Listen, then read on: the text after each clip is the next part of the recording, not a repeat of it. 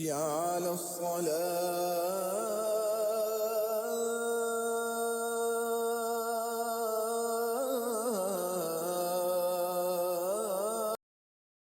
بھائی کا سوال یہ ہے کہ وطروں کی دعا سے پہلے اللہ اکبر کہنا چاہیے یا بسم اللہ پڑھنی چاہیے؟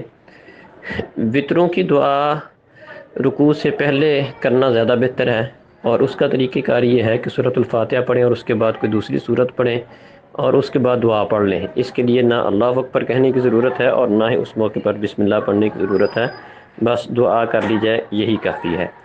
اور اگر رکوع کے بعد کرے گا تو رکوع کے بعد ظاہری بات ہے سمیع اللہ لمن حمیدہ اور اس کے بعد ربنا ولک الحمد حمدا کثیرا طیبا مبارکا فی، یہ پڑھنے کے بعد سیدھا کھڑا ہو کر ہاتھ اٹھا کر وطروں کی دعا پڑھ لے، تو اس موقع پر بھی دعا سے پہلے اللہ اکبر یا بسم اللہ پڑھنا اس کی ضرورت نہیں ہے۔